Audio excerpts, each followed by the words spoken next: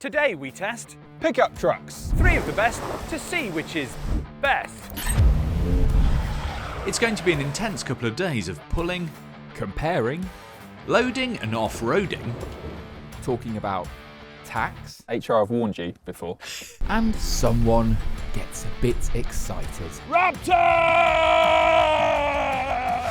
Right, let's meet our contenders, and we are starting, of course, with a proper Top Gear legend, a Toyota Hilux, because of course it is completely indestructible, and this one is in Invincible X specification.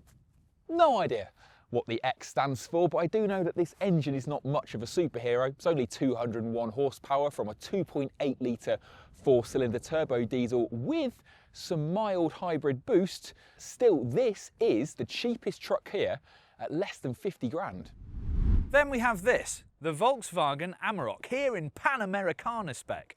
Now this one's a little bit more fruity because it's got a 3 litre V6 bi-turbo diesel and 37 brake horsepower more than the Hilux.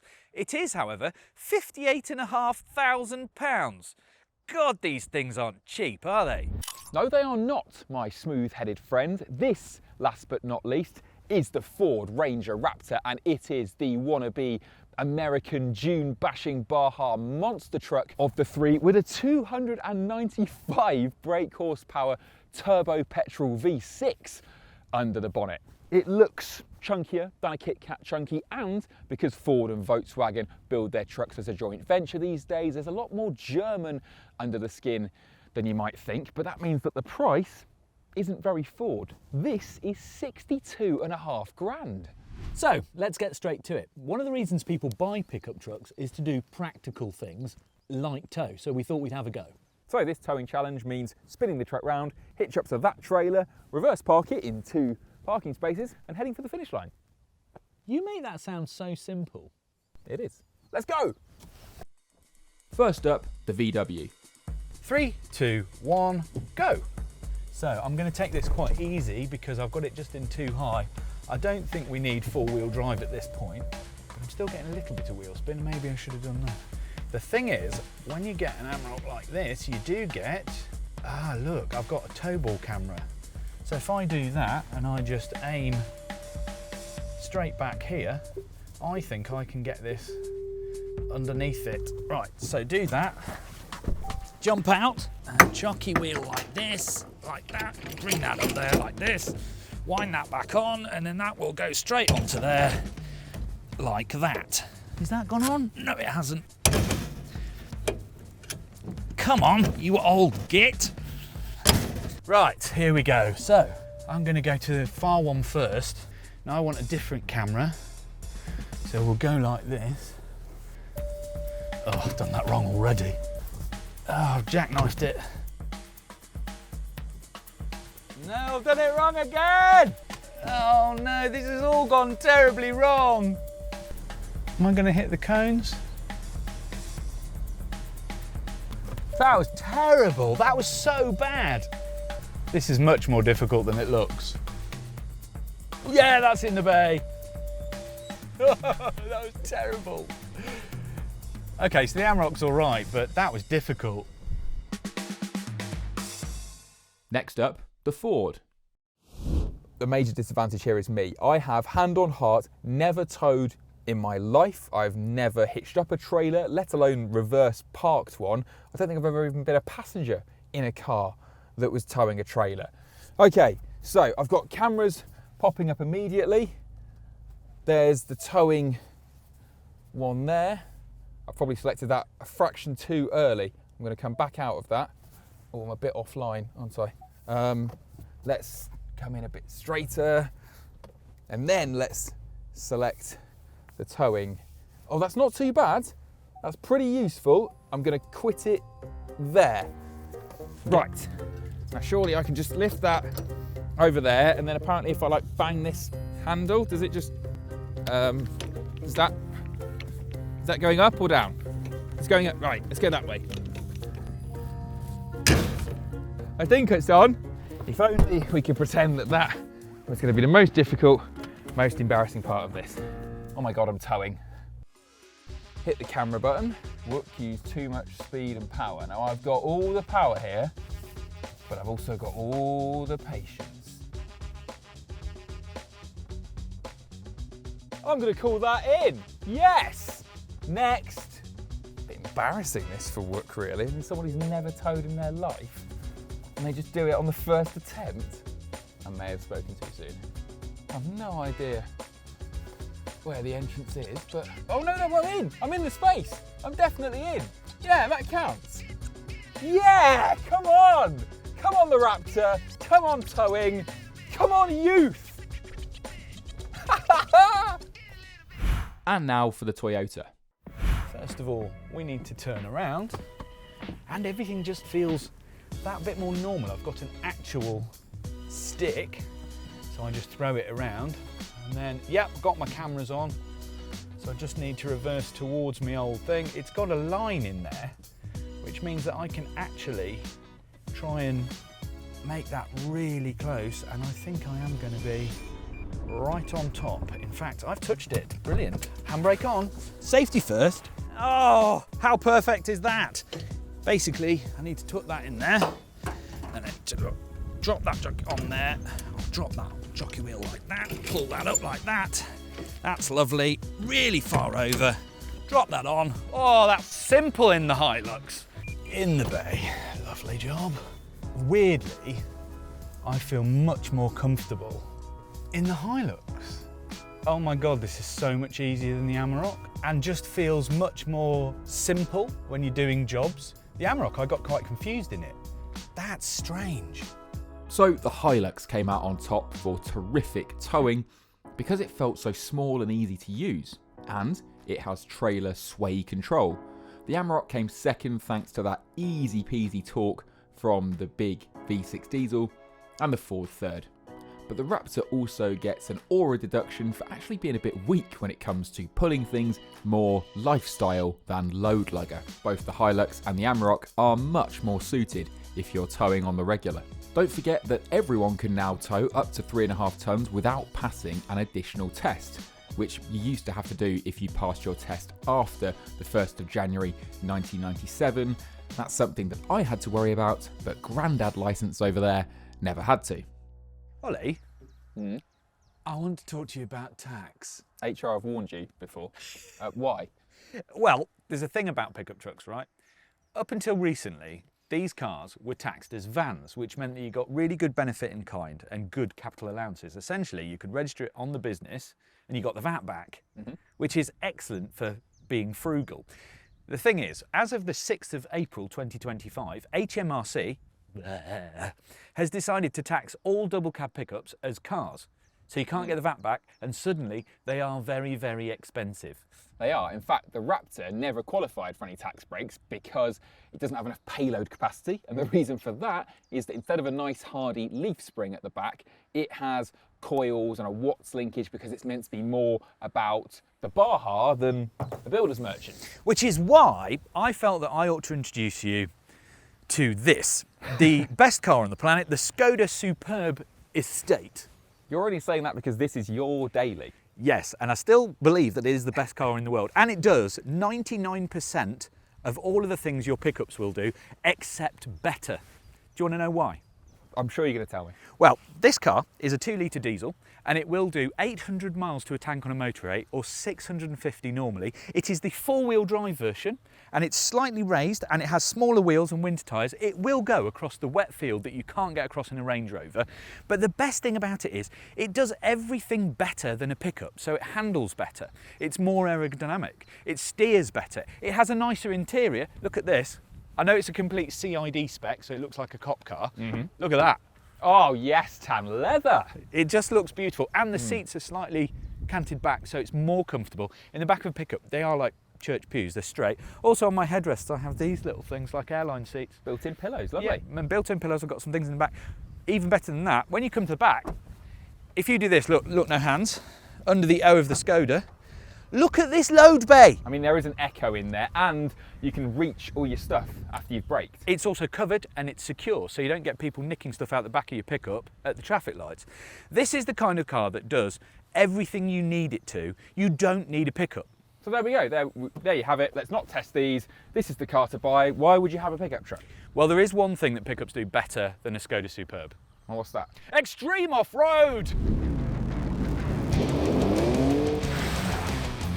Right, let's load some of these boxes. Why are we doing this? Well, the idea being that if you've got to drive across a job site, you may well be delivering something, so this will give us an indication of whether the ride and the off-road ability is any good. If you lose boxes, it's obviously not that great. Or one of us is a really useless off-road driver, as the comments will tell us. I think that is probably likely, but it ain't going to be me. And one final thing, a bucket. That is perfectly loaded. That's definitely staying there, isn't it? So here we have a course which takes in some of the things you might need to do if you have a pickup and actually use it. Move a load around a job site, or get across a field or two. So we're going to load the boxes and then run the course to see which pickup makes it look the easiest. It's a toss-up between speed and load retention. Okay, obstacle 1, the steep, muddy ruts. Now this is not a timed challenge, so I'm going to be gentle. Got it in mud ruts. This is not a particularly challenging bit of off-roading, but this is why people want the pickup trucks, right? Because they want to know that their school-run vehicle can conquer this kind of thing, even if they don't plan to on a daily basis. I think a couple of boxes may have escaped, but no real problems. Just maintaining a 5-mile-an-hour crawl. So we head up the steepest part now, slightly loose surface. I'm going to trust that the diffs have got this. A few more revs, bonnet pointed straight at the sky, can't see the ground. There goes some paintwork. Easy peasy. Fear I may have lost some cargo. I can't believe how much this thing's scraping. I thought it's meant to have ground clearance. Oh, that's a big scrape. Oh, yep, and again, that bottomed out the suspension. Yeah, maybe this isn't as competent as off-road as I had hoped. Oh no. Oh! That sounded expensive. I really don't fancy fishing the boxes out of here. I hope we don't lose them. I mean, it does keep on trucking, the Amarok. It keeps going, but it just sounds like it's eating itself underneath. It's a reluctant off-roader, this. Can do it.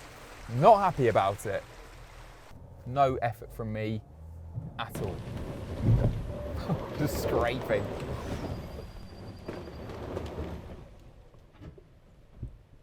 Next! And for a final flourish, this very gnarly looking set of axle articulators. It's not happy. Oh, that bottomed out. Sorry, car. Right, the Toyota Hilux, back to the 90s in here. Oh yes, it's rock hard.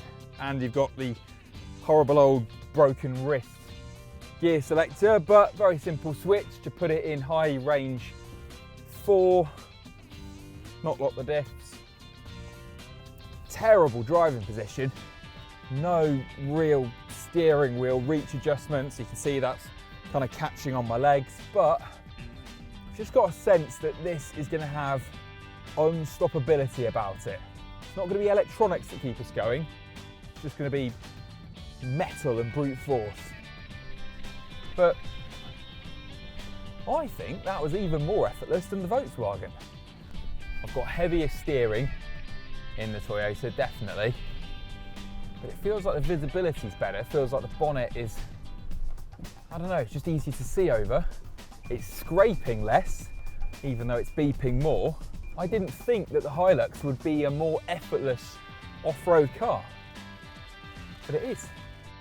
I mean, you can see how much the steering wheel is just moving around of its own accord. It definitely gets deflected more than the Amarok did, but the powertrain and the suspension feels like it's working less hard than the Volkswagens. Oh, imagine how good it'd be if my knees fit under the steering wheel. Oh yeah, that's gonna scrape. Come on, let's give it a bit of throttle through here. Oh yeah, I love a Hilux. Love it. Smells of countryside. Poo. Wow. Yeah, I don't think this is quite as happy here as it has been on the other bits of the course. Screen went black. Yeah, that felt pretty brutal. A bit surprised by that. The Hilux has taken everything in its stride so far, but that seemed to upset it. I wonder how many boxes we lost. I don't know if you can see this, but the screens have gone slightly mental. What's going on? So here we go, Ranger Raptor on the off-road course. And actually, I don't think we've got any problems here because this thing is built to off-road.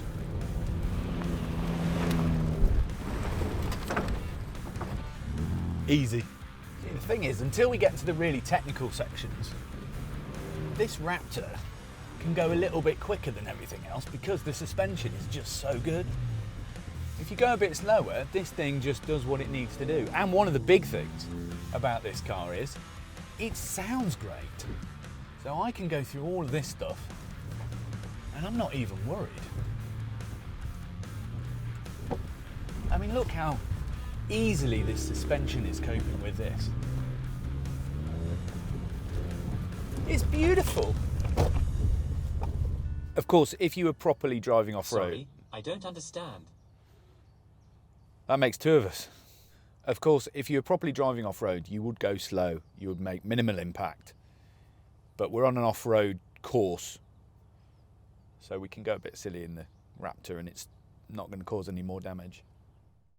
See, that's one of the good things about having that rear suspension being independent on a Watts linkage, so it's a located multi-link and decent tyres, is that you can go that little bit faster and everything just feels a bit smoother. Look at this, it's absolutely monstering it. And we're not losing any boxes. Oh, bit of water here. Just gonna drag that tow ball into the water, keep a nice bow wave going. Absolutely beautiful. Oh, a little bit of a water splash here. I wonder what that's gonna do.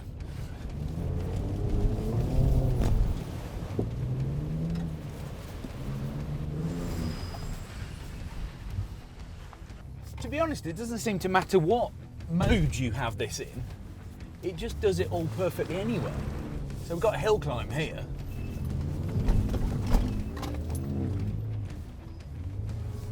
And we just go through it. I have to say, this Raptor is so good off-road. I've been playing with some of the settings. It doesn't seem to make that much difference unless you're in low range and you're crawling. This thing will pretty much go through anything you want it to without even messing around too much. See, where the other cars are kind of workhorses and getting through it, I think the Raptor's just more fun. It's like a giant rally car.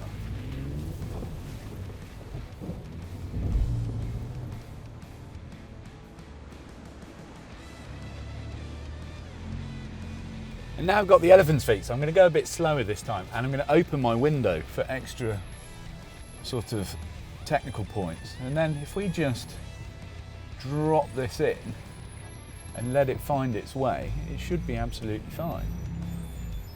Up and down. I got a rock stuck in my brake disc somewhere.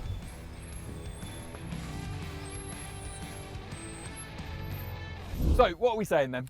Well, now the tax rules have changed, I think if you're going to have a double cab pickup, you need a real reason to want to buy one. Though, I will say that all three of these vehicles did more than 99% of people would expect or need. Yeah, the capability is not in doubt, but you are going to end up paying a lot of money for kind of a compromised road car.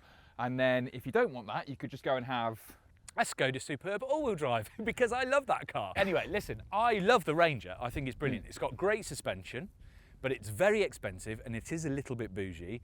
The Panamericana, It's a badge engineered car. What's the point of it? Just have a normal base spec Ranger. There's nothing Volkswagen-y about it. And it does work, but I kind of can't get any mental traction. It's a bit like Teflon. It's disappeared. I've forgotten. However, this thing, in the towing thing, it felt so comfortable. It was so easy. It's slightly smaller, but just as capable. Easy to drive, mighty off-road. It just has that brilliant kind of unpretentiousness. It feels built for anything you could throw at it. Nuclear apocalypse, zombie war. Yeah, I'd absolutely have that one to take home. There's only one caveat. I would have it in white as a free colour on steel wheels and just use it for work. So we're agreed, Hilux is best? As a UN peacekeeper, yes, I'm having the Hilux, and you? Well, my head says Hilux. My heart, I just want the fastest truck with the biggest tyres. So I say Raptor!